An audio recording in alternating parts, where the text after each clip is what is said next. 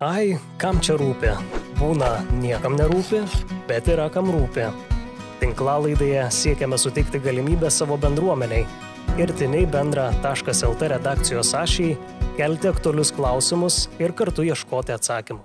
Sveiki visi, aš žurnalistė Justė Ancevičiūtė, o jūs klausotės bendra.lt tinklalaidės antro epizodo. Liepos pabaigoje Lietuvoje praūžė audra, virto medžiai, žmonės liko be elektros. Šylant klimatui tokie ir panašūs ekstremalūs orų reiškiniai tiek Lietuvoje, tiek visame pasaulyje ne tik dažnėja, bet ir stiprėja. Be to dėl klimato kaitos apskritai šiltėja metų laikai, kiekvienais metais mušami temperatūrų rekordai, miestuose formuojasi karščio salos. Šiltuoju metų laiku Lietuvoje temperatūros stulpeliams šokus į viršų, miestuose ant pilkųjų paviršių užbūti sunku, todėl žmonės plūsta į gamtą ieškoti pavėsio. Natūraliai kyla klausimų, kaip mūsų miestams, o kartu ir jų gyventojams prie tokių pokyčių prisitaikyti. Kokį vaidmenį čia atlieka žaliosios erdvės, kodėl miestams apskritai būtina keistis, kad būtų užtikrinta saugi ateitis. Kokie sprendimai jau priimti, o ką dar būtina įgyvendinti. Atsakymų į šiuos ir kitus klausimus šiandien ieškosiu kartu su miestų antropologe Jekaterina Lavrinets. Sveiki, Jekaterina. Sveiki. Ir klimatologu Justinu Kilpiu. Sveiki, Justinai. Labą dieną. Tai pradėjau laidą nuo paminėdama Liepos pabaigoje Lietuvoje praūžusią audrą, kurios padarinius jaučiam ir dabar, matydami kiemuose virtusius medžius. Sakykit, ar buvo šita audra arba jos stiprumas, tiksliau tariant, nulemtas klimato kaitos? Kai kalbam apie vieną konkrečią audrą, iš tikrųjų beveik neįmanoma pasakyti tiksliai, ar jinai nulemta žmogaus sukeltos klimato kaitos, ar tai yra natūralus reiškinys. Nes tų audrų tai tikrai per visą Lietuvos ir Baltijos jūros regiono istoriją pasitaikė, kas vyksta keičiantis klimatui, kad iš esmės tos sąlygos tinkamos tokiom audrom formuotis, jos susidaro vis dažniau.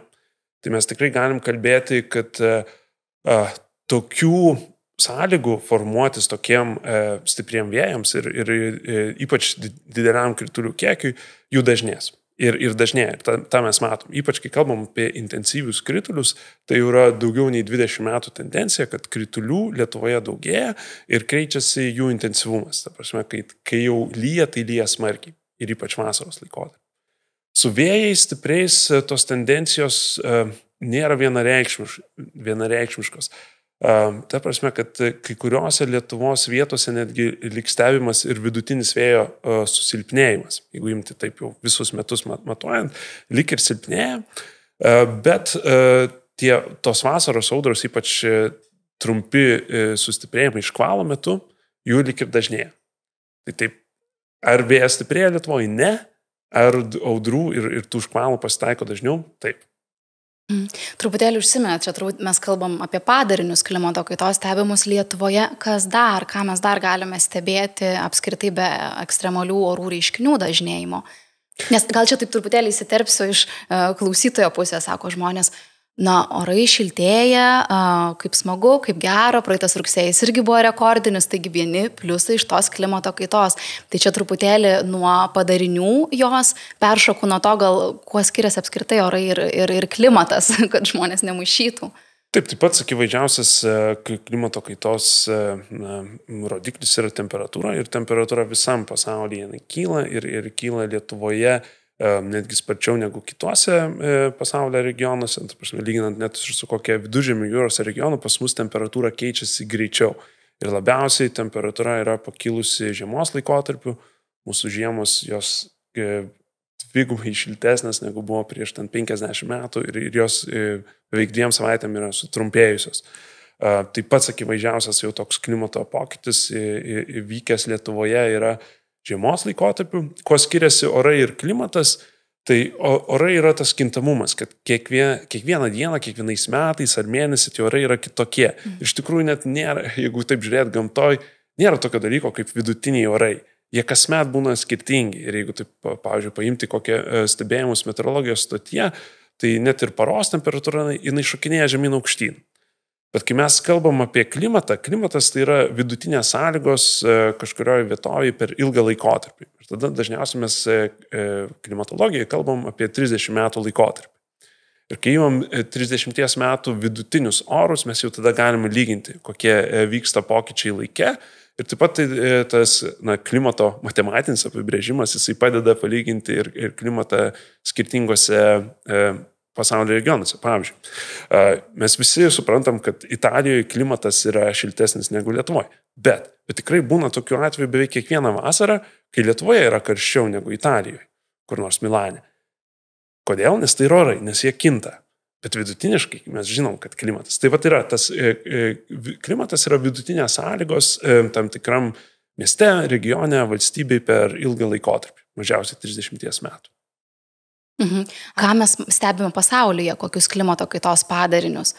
Kad Lietuva irgi yra sistemos dalis. Taip, tai mes visi esam toj pačioje Žemės planetoje. Tai iš esmės reiškiniai yra lygiai tie patys visose pasaulio regionuose, tik tai skiriasi, sakykime, šiek tiek, kas padaro didžiausią grėsmę. Bet tie pagrindiniai reiškiniai yra karščio bangos, besikeičiantis krituliai.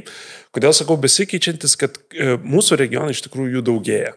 Ir labiausiai daugėja šaltuoju laikotarpiu, bet daugėja ir vasaros metu.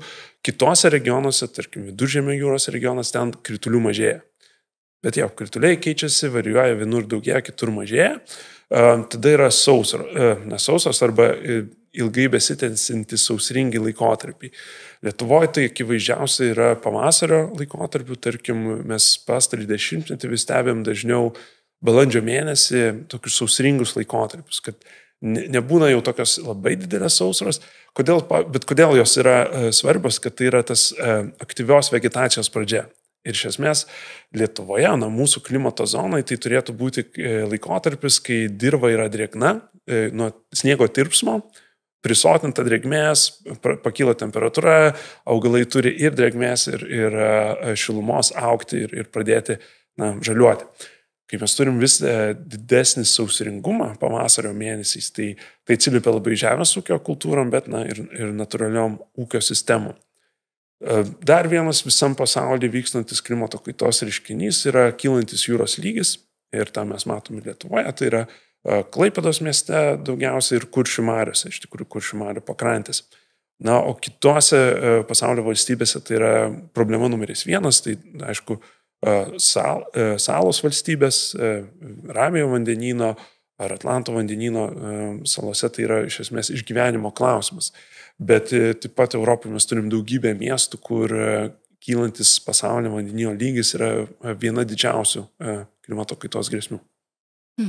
Aišku, čia turbūt galima dar iššokti tą temą, kad nežinau kiek tiksliai, bet daug žmonių net negali išgyventi ir prasimaitinti teritorijose už Sahario, Afriką ir taip toliau. Ir yra tikrai tekę ir girdėti ir ekspertus kalbinti, kad nežinau kada ir ekspertai turbūt tiksliai negali pasakyti, bet sulauksime ir tikėtina migrantų klimato, kurie nebegali išgyventi savo teritorijose. Tai jau dabar iš tikrųjų dalis tų migrantų galima juos priskirti klimato migrantam, bet niekada nebus labai aišku, ar jie yra klimato migrantai, ar jie yra ekonominiai migrantai, ar jie bėga nuo konfliktų, nes tai labai labai persipina.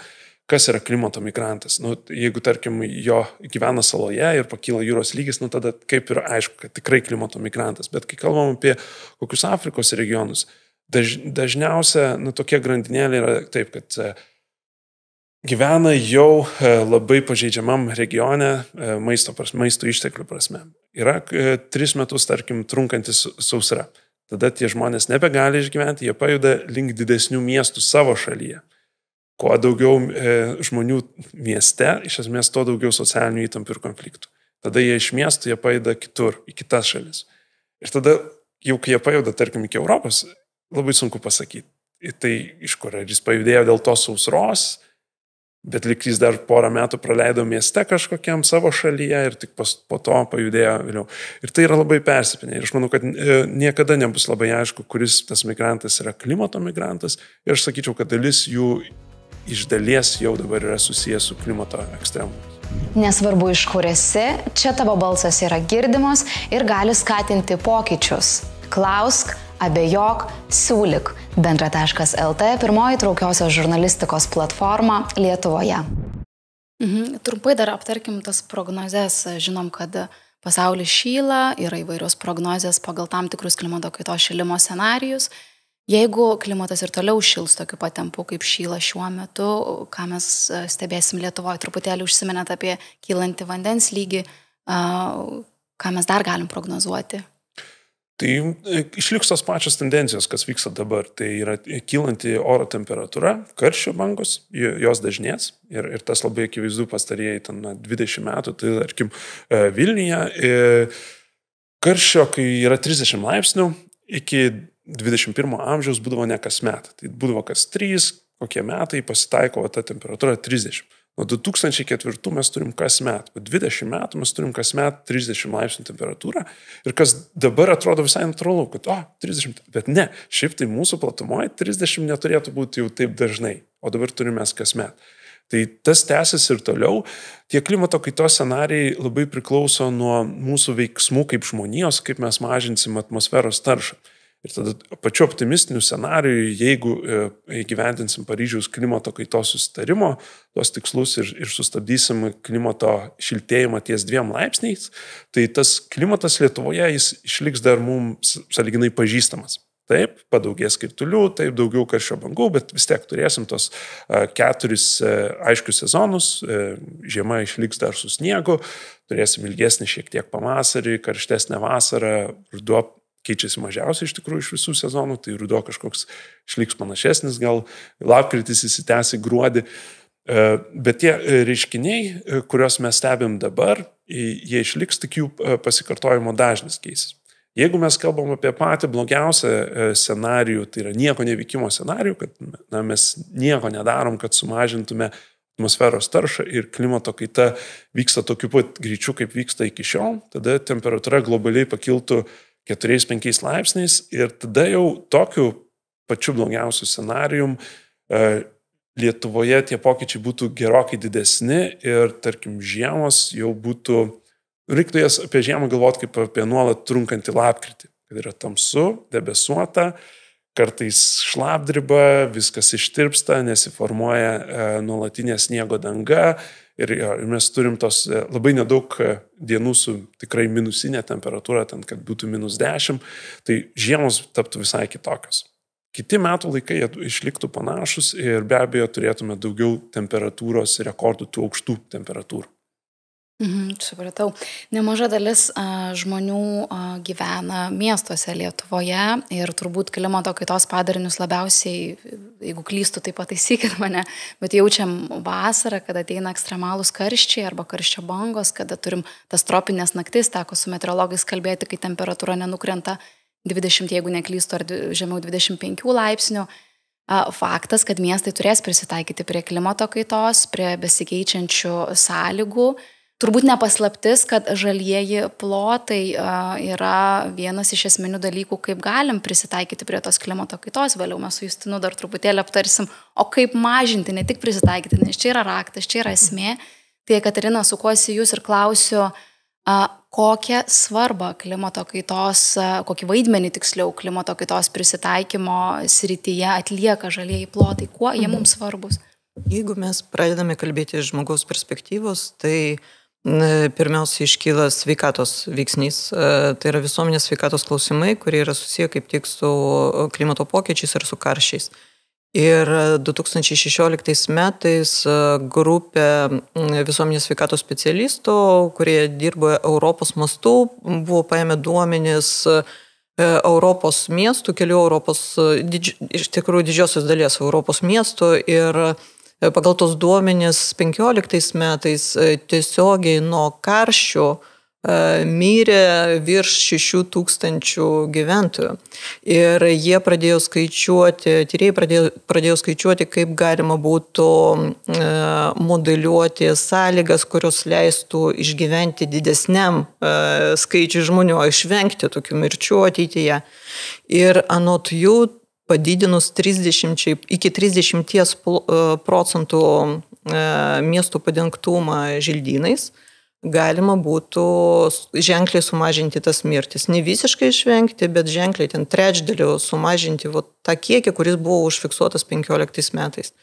Aišku, čia nekalbant konkrečiai apie Lietuvos atvejį, nes pas mus karščiai netokie ekstremalūs kaip kitose Europos dalyse, pavyzdžiui, Ispanijoje, arba mes matom ten kiekvieną vasarą praktiškai Europos žemėlapį paėmė, kur piečiau ten yra jau tokios temperatūros, kur baisoka būtų įsivaizduoti pas mus. Bet štai vienas pagrindinių principų tai yra žalių plotų didinimas ir ne bet kokių žalių plotų, iš tiesų efektyviai veikiančių žalių plotų. Tai leidžia tiesiog pagerinti visuomenės sveikatą tiesiogiai. Ir čia įvairūs dar aspektai visuomenės sveikatos iškyla, kurios tyrinėjo ir Lietuvoje. Aš žinau, kad tyrėjo grupė Kaune buvo atlikę ilgalaikį tyrimą, kuris apskritai nustatė, kad žalių plotų pasiekiamumas, artumas namams gerina ir kūdikių sveikatą, ir nėščių moterų sveikatą, ir teigiamai veikia ir kitas grupės. Tai mes didindami žaliuosius plotus, aišku, ne tik reaguojame į klimato kaitą, bet taip pat apskritai siekime pagerinti įvairius visuomenės sveikatos aspektus, taip pat ir psichikos įvairius veiksnius, ar ne? Nes yra nemažai tyrimų, kurie nustatė taip pat, kad vėlgi santykė su žaliaisiais plotais galima gerinti arba atvirkščiai bloginti psichinę būklę visuomenės. Pavyzdžiui, yra tiesioginis santykis su depresija, yra tiesioginis santykis su šizofrenija, yra tiesioginis santykis su kitais su kognityviniais gebėjimais vaikų. Ypač Danijoje toks tyrimas buvo atliktas, kai buvo paimta visa populiacija, buvo pasižiūrėta, kur prisiregistravę yra žmonės, kur jie gyvena, ir tada paimti tiesiog duomenys, koks yra vėlgi padengtumas tų teritorijų želdynais, kiek yra tų želdynų, ir ta koreliacija buvo tiesiog nustatyta, kad kuo daugiau želdynų, to geriau sveikatai. Ir tokių tyrimų labai daug Europoje yra. Tai atsakymas vienareikšmiškas yra, kad ir kalbant apie klimato kaitą, turint omenyje, kad žalieji plotai neutralizuoja karščius, o taip pat padeda sugerti efektyviai tos kritulius, teikia šešėlį, bet taip pat ir psichologinį komfortą teikia karščio metu. Ir beje, dar vienas momentas yra, kurį aplinkos psichologai pabrėžė, kad augant karščiams auga ir visuomenės irzlumas. Žmonės tampa piktesni. Iš tiesų galima tai pastebėti, jeigu užsitęsia kažkoks karštas periodas, mūsų pačių reakcijos į aplinkinės įvairias situacijas, jos paaštrėja dėl tos priežasties, kad organizmas daug jėgų iš tikrųjų teikia kažkaip savo tokios normalios būklės palaikymo, ar ne, daug fiziologinių kažkokių dar procesų vyksta tuo metu mūsų organizme. Ir jau psichologiškai kartais mes taip gerai nesivaldom kaip įprastų laikų. Tai reiškia, kad šitas klimato klausimas jis yra susijęs ir su psichologiniais veiksniais, ir būtent žalieji plotai mums padeda neutralizuoti tos negatyvius veiksnius. Bet aš dar kartą norėjau pabrėžti, kad kalbant apie žaliosius plotus, tai yra ne tiesiog sodinukai ir ne tiesiog kažkokie atskirais lopais išdėlioti žolės plotai, bet tai yra kokybiškas padengtumas miesto erdvių želdynais, tai reiškia, turi būti brandus medžiai su efektyviai veikiančia laja. Tas efektyvumas matuojamas įvairiais būdais. Vienas iš jų tai yra kiek visinimo funkcijų atlieka arba kiek biologinės įvairovės taip pat palaiko. Ir taip pat tai turi būti kuo didesni žalieji plotai. Mes negalim tiesiog išdalinti kažkokiam klombom ar netokiam dekoratyviniam salelėm tos želdynus ir sakyti, kad žiūrėkit, mesgi čia dabar neutralizuojam klimatą. Pavyzdžiui, užkėlęs tą patį žalią plotą atrodytų į stogą, tu negauni tokio efekto iš to žalio ploto, kaip gautum, jeigu tai būtų antžeminis kokybiškas apželdinimas, kur tu gali pasodinti krūmą, medį, kur yra dirvos sluoksnį, kur kas efektyviau atlieka tą aplinkos kondicionavimo funkciją. Dar nesi mūsų bendruomenėje? Registruokis ir būk ta ar tas, kuris kartu su bendra.lt komanda nušviečia tamsoje skendinčias temas. Teko, Jekaterina, kalbėti su jumis šiek tiek anksčiau apie Lietuvos žaliųjų plotų potencialą ir jisai išnaudojamas. Tuomet sakėt, kad ne visai, tai šitą įžvalgą ir veda turbūt prie klausimo, ar mes Lietuvos miestuose tuos žaliuosius plotus tvarkome tinkamai. Tinkamai, tai turbūt patikslinsiu taip, kad galėtume prisitaikyti prie klimato kaitos. Čia iš tikrųjų tas klausimas kyla gal į dvi dalis, nes vienas tai yra, kaip mes planuojame želdynus, ir kitas, kaip iš tikrųjų tvarkome komunalinę prasme. ir jie būtų svarbus šitie aspektai. Tai jeigu mes kalbame apie planavimą, mes čia turime vėlgi 2 lygius. Vienas tai yra nacionalinės aplinkos ministerijos nustatomi teisės aktai, kurie gali paskatinti arba atvirkščiai taip pernelyg atpalaiduoti miesto plėtotojus ir savivaldybės, atpalaiduoti nuo tos pareigos didinti žaliuosius plotus. Ką aš turiu omenyje, yra normos, minimalios normos priklausomų želdynų, tų žalių erdvių, žalių zonų, kurios turi būti projektuojamos prie komercinės paskirties objektų, pavyzdžiui, prie parduotuvių, prie gyvenamųjų namų ir taip toliau. Ir vaikų darželių, mokyklų ir taip toliau. Tai mes matome, kad, pavyzdžiui, per paskutinius, man atrodo, prieš 7 metus, jeigu aš neklystu, ar 6 buvo sumažintas priklausomų želdynų plotas prie komercinės paskirties pastatų, tai reiškia prie biurų ir parduotuvių mes turim 5% mažesnį reikalavimą įrengti tos želdynus ir aišku, to yra naudojamas, nes tu gali padidinti, pavyzdžiui, parkavimo vietas, neapželdintas arba padidinti ten biuro savo plotą, bet iš principo galiausiai nukenčia ir darbuotojai, ir lankytojai, ir visa aplinka, nes pasižiūrėkite, pavyzdžiui, savo rajonuose, kur yra įrengiamos naujos parduotuvės su dideliais parkingais. Jūs vasaros metu, kai atkeliaujate pėsčiomis, ypač prie tos parduotuvės, jūs tiesiog galite pajusti, kaip jūs išeinate iš žaliųjų kiemų ir atkeliaujate į tą karščio salą, kur tikrai taip įsikaitusi, kad ten bent jau 5 laipsniais, o galbūt ir didesnių kiekių skiriasi tą temperatūrą. Vilniuje, pavyzdžiui, labai paprasta stebėti irgi skirtumą tarp apželdintų plotų ir tų karščių salų, kai jūs atkeliaujate, pavyzdžiui, vasaros metu į Europos aikštę ir pasižiūrite į ten kabantį termometrą. Tai jūs irgi galite pamatyti to termometro lokalaus, fiksuojamą temperatūrą vietoje, kurioje praktiškai nėra želdinių, nėra apželdinta. Ir irgi yra gan didelis skirtumas. Ir kitas momentas yra tai, kad nepaisant minimalių reikalavimų savivaldybės, jau gali kelti reikalavimus ir savo pačių projektams, ir taip pat mieste vykdomiems privatiems projektams, kad želdynų skaičius būtų didesnis. Ir tikrai tai verta daryti, nes laimime mes visi, miesto gyventojai. Ir man atrodo, kad ir galiausiai ir stambusis verslas jis laimi, nes tai yra ir įvaizdinė dalis, gerai sutvarkyti želdynai, bet svarbiausia, kad tai yra pačių darbuotojų ir tavo klientų sveikatos klausimai. Ir tada kita dalis tai yra dar infrastruktūros projektai, kurios vykdo jau savivaldybės. Mes matome, kad labai dažnai projektuojama, pavyzdžiui, per brandžių medžių šaknis, mes netenkame iš tiesų alėjų, mes renkamės tarsi tiesti ekologišką tą dviračių infrastruktūrą, bet kartu su to aukodami kažkodėl žaliuosius plotus dažnu atveju. Ir tai yra būtent Lietuvos miestų paradoksai, kurių būtų gerai išvengti iš tikrųjų, nes mes iš principo didinam tada kietosios dangos vėlgi kiekį, sąskaitą mums reikalingų žalių barjerų, kur teikia tą malonų pavėsį šešėlį, kur skatina kelionės pėsčiomis ir kur irgi karštų metų ir taip pat liūties metu atlieka savo svarbią funkciją. Ir iš kitos pusės tai yra, aišku, tas komunalinis tvarkymas, kai mums reikia prižiūrėti irgi tos žaliosius plotus. Mes dabar matome masiškai nykstančias alėjas ir taip pat net skveruose galime pamatyti nykstančius medžius. Sakykime, Vilniuje tai yra Kudirkos skveras, užeikit pasižiūrėti jo būklę. Manoma, kad vis dėlto tai yra druskų poveikis medžiams ir nepaisant to, kad dažnai savivaldybė atstovai sako, kad yra per brangu nusipirkti skaldą, o mes žinom, kad Skandinavijos savivaldybės naudoja skaldą, jiems labiau tai prieinama medžiaga, lengviau prieinama.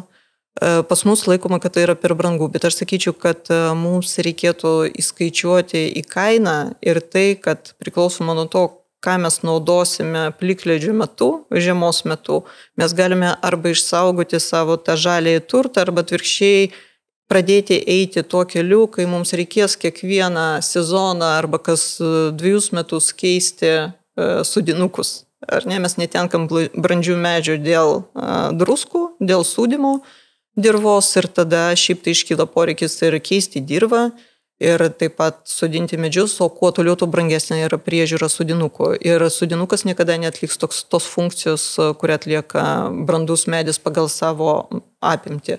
reikia laukti, įvairūs yra skaičiavimai, bet apie 20 metų, kad sodinukas, jau tas medis pasodintas, jau pradėtų teikti pakankamos apimties ekologinės paslaugos, pradėtų, pavyzdžiui, vėsinti aplinką, sugerti kritulius ir taip toliau.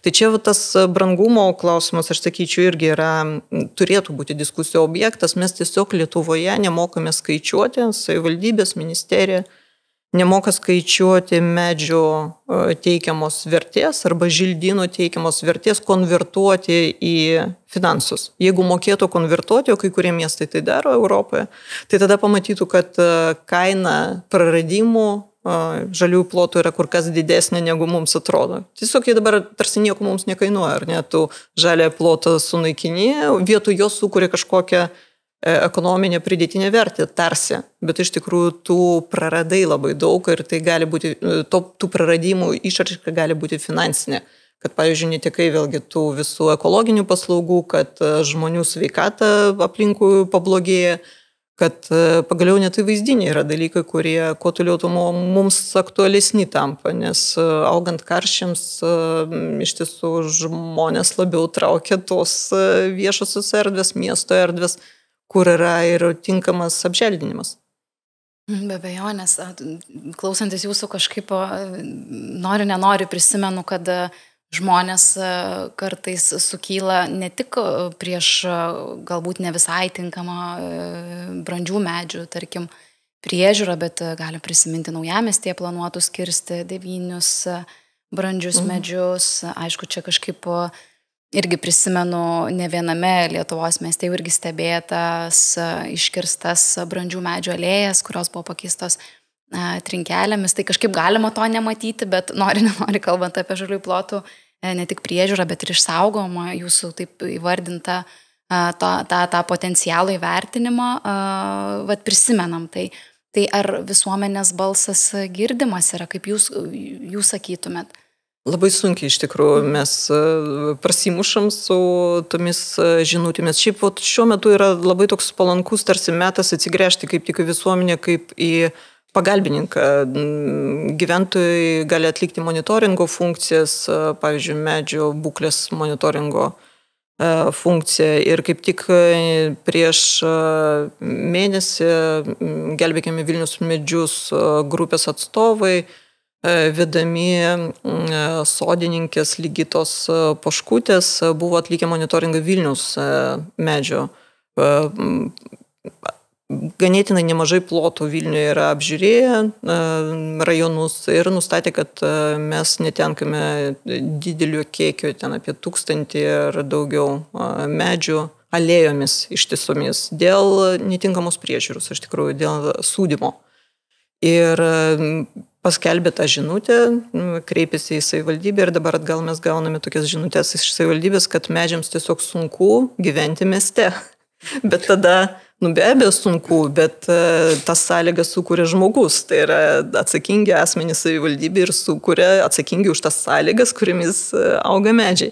Ir tada kokios tai yra sąlygos ir kaip mes galim jas gerinti, pavyzdžiui, skaldos pirkimas vietoj druskų vis dėlto yra vienas iš veiksnių, arba projektavimas turint omenyje medžio šaknyną ir jo plotą irgi vienas iš... Aš gal norėčiau pridėti, kad yra truputį irgi toks paradoks, kad iš vienos pusės, ką Jekaterina sako, tai yra tie gerai pilietiškumo pavyzdžiai, kai žmonės eina, dalyvauja ir bando dalyvauti, daryti. Bet lygiai taip pat yra dalis visuomenės, kurie ne visada į tas medžius žiūri teigiamai ir tas pats, pavyzdžiui, nutiko ir mano namo bendrijoje, kur šią vasarą buvo balsavimas dėl to, kad vienas medis trinasi į fasadą, o ant kitas užstoja parkavimo vietą ir ten tupi paukščiai ir dergia ant automobilio, todėl reikia tuos medžius apgenėti arba iš vis iškirsti. Ir yra dalis visuomenės, kuriem iš tikrųjų atrodo, kad jie tų medžių nelabai myli mieste. Ir savivaldybei reikia balansuoti, aišku, tarp tų skirtingų požiūrių, bet tiesiog, ką aš noriu pasakyti, kad taip yra labai labai gerų pavyzdžių ir aš manau, kad Lietuvoje visuomenė darosi vis pilietiškesnė ir aktyviai dalyvauja ir ypač matosi, kad skaudžiai reaguoja į alėjų ar parkelių kirtimus, bet yra dalis visuomenė, kurie mato iš tikrųjų medžius kaip kažkokią blogybę ir dalis net ir norėtų. Daiktą, kurį reikia pašalinti. Tai. Buvo labai įdomus tyrimas, iš tikrųjų, atliktas Vilniaus savivaldybės mastu. Pačios savivaldybės atstovai kartu su keliais aplinkosaugininkais kaip tik paėmė tos atvejus, kai gyventojai kreipėsi į savivaldybę dėl medžių kirtimų ir buvo apsilankę pas tos gyventojus pasižiūrėti, kokios vis dėlto yra sąlygos. Ir nustatė, kad iš ten kažkokio 20, man atrodo, kiekio tų kreipimusi, tik 2 iš tiesų atitiko tą aprašytą situaciją, o labai dažnai tai būna tiesiog psichologiniai net veiksniai, kad žmogui nepatinka tiesiog medis, visiems kitiems tinka, vienam žmogui netinka. Tai tiesiog, kad visą laiką yra tas balansavimas, kad tikrai mes norėtume ir kaip mokslininkai mes visi tą pabrėžiam, kad žaliosios zonos visada laimės, jeigu turėsi kuo daugiau žaliųjų zonų mieste, bet yra dalis visuomenė, kuriems užkliūna ir tada reikia rasti tą balansą. Tokiais atvejais, kai tenka irgi su savo kaimynais kalbėti, aš nurodu į tai, kad pasižiūrėkite iš tikrųjų gyvenant mieste ir kitų dalelių kiekis auga ir tu tai matai fiziškai tiesiog plaudamas langus kasmet, tu matai, kad vis didėja tas kiekis. Ir ten, kur yra medžiai ir ypač kur medžiai auga labai arti langų. Tiesiog tu turi tą natūralų filtrą ir tu matai, kad ten realiai yra mažiau tų kietųjų dalelių. Tiesiog fiziškai gali ten plaudamas savo langus tai pamatyti. Ir iš tiesų tai vėl konvertuojasi į mūsų sveikatą ir gyvenimo trukmę. Tai aiškinti gyventojams, kad štai medis prie tavo namo iš tiesų pailgina tavo gyvenimą. Ir tai yra nustatyti faktai. Yra labai įdomus tyrimas su Didžioji Britanija mėgsta daryti tokius ilgalaikius 10-mečio bėgyje, kur ir gyventojai raportavo, kaip jie jaučiasi dėl savo tų žaliųjų erdvių ir taip pat įvairių sričių specialistai irgi atliko savo monitoringą. Ir ten į gerovės sampratą net yra įrašyta Didžiojoje Britanijoje net žydėjimo laikotarpis, kuris pagerina irgi psichologinę būklę ir kad pagerėja ir nuotaika ir ten komunikacijos irgi įvairūs aspektai, gyventojai maloniau bendrauja tarpusavį. Tai tų žaliųjų plotų buvimas prie namų, kuo arčiau namų iš tiesų konvertuojasi net į ilgalaikiškesnį gyvenimą, ar ne, ilgalaikį gyvenimą. Gali pridėti keletą metų, mėly klausytojai, taip kad tikrai pagalvokite. Nekirskite, palikite. Tikrai palikite. Gerai, Justinai, tai tokia linksma gaida, pereikim prie jūsų su kolegomis parengtų klimato kaitos švelninimo ir prisitaikymo prie klimato kaitos gairių savivaldybėms. Papasakokit trumpai, ką dar reikia daryti miestams, savivaldybėms be žaliųjų plotų saugojimo, jų galbūt plėtimo, kad būtų tinkamai pasiruošta, nežinau, nenoriu taip apokaliptiškai skambėti, bet tai ateičiai, kur klimato kaita stiprėja, jos padariniai stiprėja. Tai ką mes dar galim daryti? Tai yra tokios kelios gal pagrindinės grupės priemonių. Tai vienas yra gamta paremti sprendimai, ką aptarėme, žaliosios zonos ar kokių upelių atkūrimas. Kitos tai yra tos techninės priemonės. Tai geriausias pavyzdys būtų lietaus surinkimo sistemų atnaujinimas. Tai yra, kad didžioji dalis vis tiek lietaus surinkimų sistemų yra vamzdžiai. Tai ką stebėm tų intensyvėjančių liūčių metu, kad tiesiog jie yra per maži ir tada šauna tas šulinio dangtis į viršų, nes tiesiog nesugeba susitvarkyti su tokiu dideliu kiekiu vandens. Tai projektuojant naujas lietaus nuotekos sistemą reiktų jas daryti šiek tiek didesnės. Ta vamzdį ten 10-15% diametrą padidinti ir jau tai padėtų. Kitos, tai čia tos inžinerinės tokios priemonės. Tarkim, prie inžinerinių dar galėtų būti ir tie patys žalieji stogai, čia buvo paminėti. Mes turim pradėti galvoti apie pastatų vėsinimą. Nes mes dabar turime miestuose daugiausia centrinis šildymas, bet reikia galvoti apie vėsinimo sistemas. Dabar gyventojai, kurie gali, įsirengia kondicionierius, bet iš tikrųjų reikia galvoti ir apie centrinio vėsinimo sistemą. tarkim, jeigu žiūrėti taip į regionų tradicijas, tai Viduržemio jūros regione, tai jie turi natūraliai tos pastatus projektuoja taip, kad yra natūralios vėsinimo sistemos, tai yra ne kondicionierius, bet yra savotiškai, galim įsivaizduoti, kaminukai, kurie į tą vėsesnį orą paduoda tau į pastato vidį, pats pastato projektavimas, kad kad pastatas galėtų natūraliai vėsintis. Tai tikrai turim apie tą galvoti ir tas turėtų labai norėtųsi, kad tai taptų dalis iš statybos reglamentų, kad vėsinimo irgi aspektas naujose pastatuose. Tai čia tokios inžinerinės. Tada dalis yra to planavimo, miesto planavimo, kaip miestą planuojam ir atsižvelgiam į tas kylančias grėsmės, kurios jau dabar yra akivaizdžios, tai jeigu pagal tos klimato scenarius, jeigu bus blogiau, tai tu turi vis tiek jau būti pasiruošęs. Jeigu būsi pasiruošęs dabartiniam sąlygom, tai tikriausiai visai būsi pakankamai atsparus ir ateities sąlygom. Tai čia tas planavimo, organizavimo, kaip tu organizuoji, kaip tu įtrauki skirtingas visuomenės grupės. Ir tada yra socialiniai. Socialiniai tai yra švietimas. Prie socialinių galbūt ar organizacinių galima pridėti sveikatos sistemos pasiruošimą.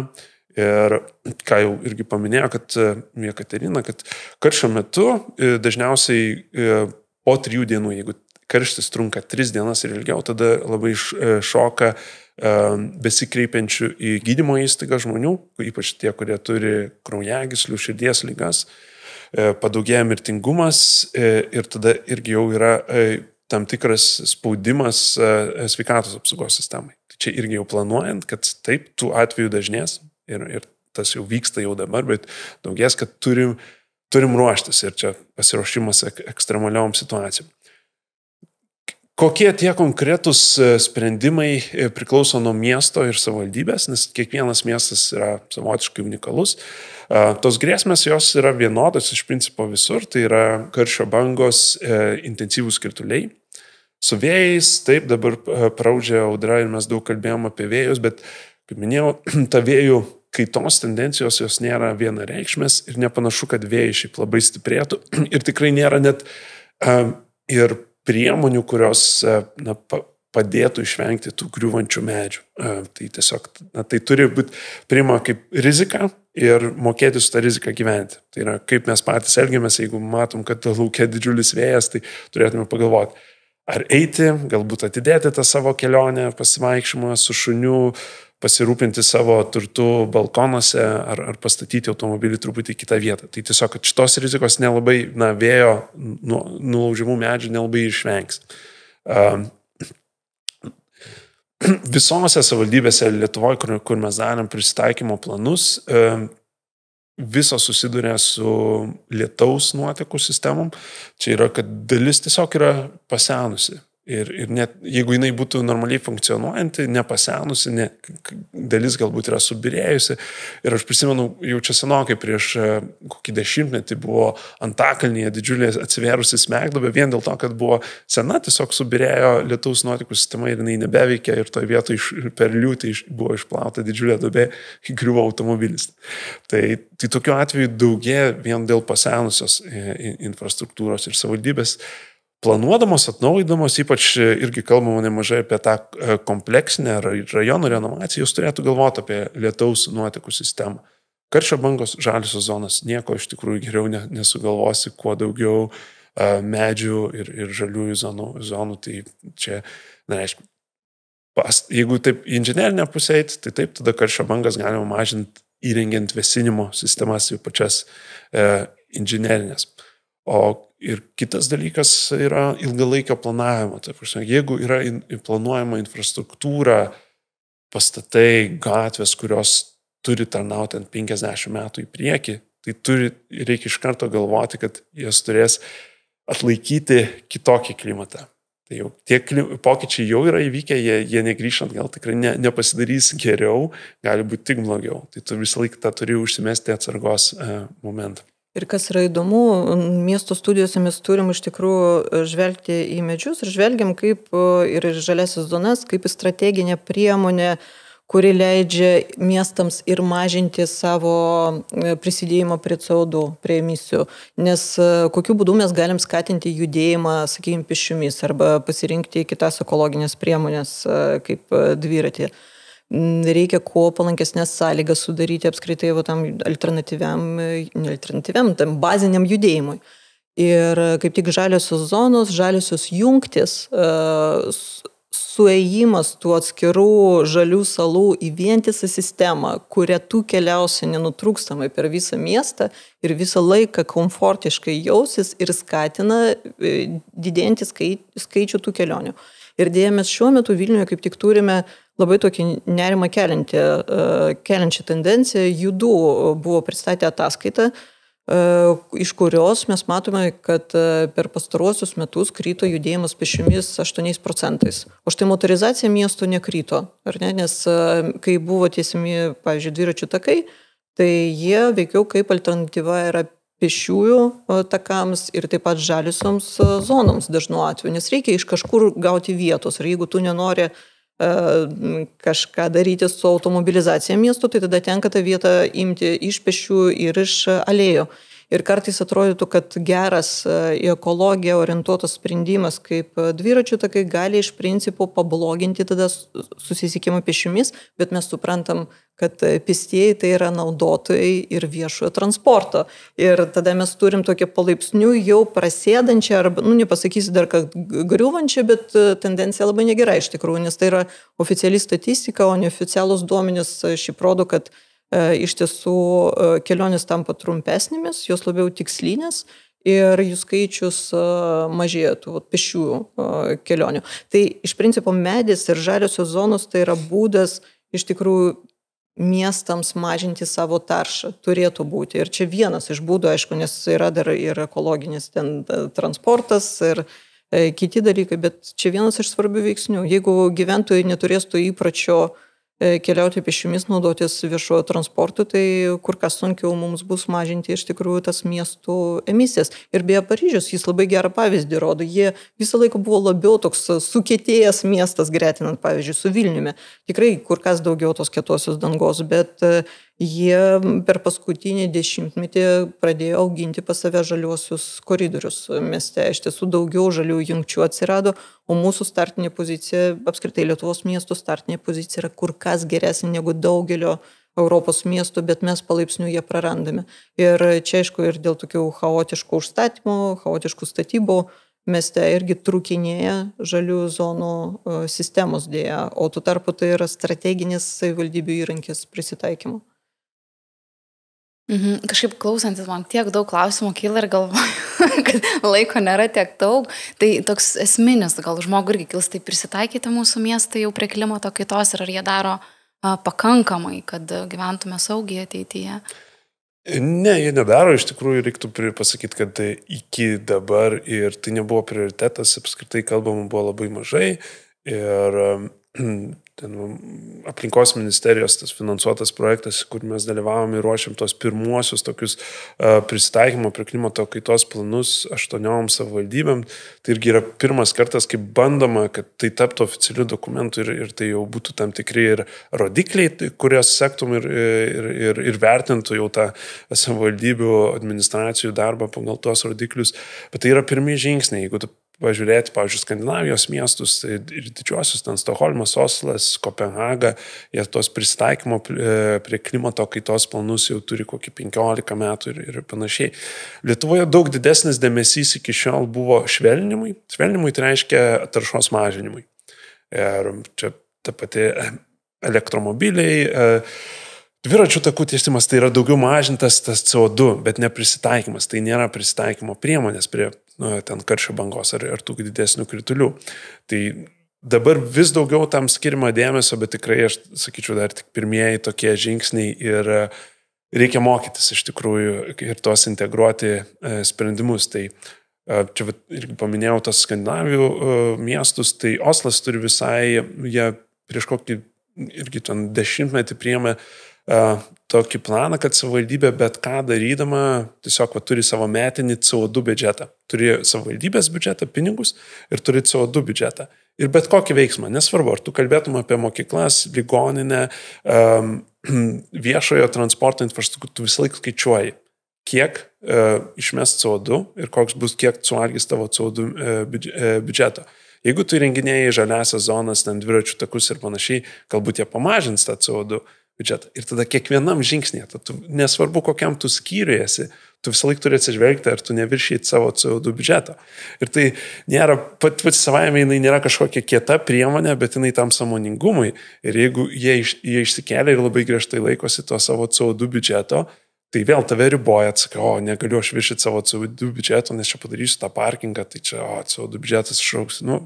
Ir pradėjo save riboti ir tas yra KPIs tie, kad aš skaičiuoju savo rodiklius ir jie teigia bent jau, kad jiems labai padėjo įsivesti šitokį rodiklį.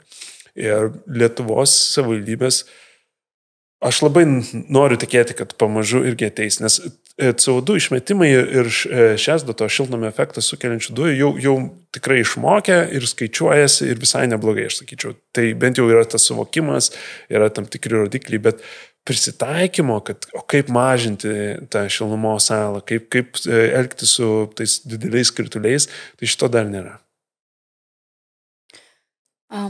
Jekaterina norėjo dar kažką pasakyti. Tiesiog iš urbanistinės pusės mes šiuo metu tokiam taške esam, kai, aišku, norisi greitai auginti savo kapitalą, o kai mes neapskaičiuojam žaliųjų plotų teikiamos finansinės tame tarpo naudos, konvertuojant tiesiog visas teikiamas naudas į finansinės, mes nevertinam tų plotų. Tai aš galvočiau, kad vis dėlto užstatymo intensyvumo sumažinimas daugelį vietų galėtų jau padėti pamatus tam, kad mes išsaugotume kuo daugiau tų žaliųjų plotų prie būsimų pastatų, sakykime, kur mes mieste turim medinukus su sodais, mes jau įpratę esam, kad ten 7 aukščiai gali išdygti ir su vien tik kitą dangą aplinkui, su kažkokiais minimaliais plotais, dažniausiai tik stogo apželdinimu, kas yra gera priemonė, visinant gal ten pastatą, bet nėra pakankama, kad tu pritaikytum savo aplinką. Tai čia reikia labai strategiškai iš tikrųjų pasižiūrėti į tos bendruosius miestų planus, nes prisitaikymo planai, apie kurios kalba Justinas, jie konvertuojasi ir į miesto planus, ir detaliuosius planus, kurios rengia, pavyzdžiui, vystytojų, kurios rengia irgi savivaldybės tam tikrom teritorijom. Tai reikia suprasti, kad tai vientisa yra sistema ir patiems gyventojams irgi aktyviai reikalauti kokybiškų gyvenimo sąlygų. Nes pas mus labai dažnai būna toks perdėtas optimizmas, kažkas stato ir gerai, arba štai atnaujina bulvarą ir gerai. Bet žmonės, jūs pasižiūrėkit, tas bulvaras visiškai nenaudojamas, kai laukia yra jau plus 23 laipsniai, nes yra per karšta. Tai būkite drąsus reikalaudami geresnių gyvenimo sąlygų savo miestuose. Šiandien pokalbį baigsim, kalbėjomės apie miestus, prisitaikymą prie klimato kaitos ir žaliųjų plotų svarbą. Su jumis buvau aš, žurnalistė Justencevičiūtė, klimatologas Justinas Kilpys ir miesto antropologė Jekaterina Lavrinec. Ačiū už pokalbį labai. Ačiū.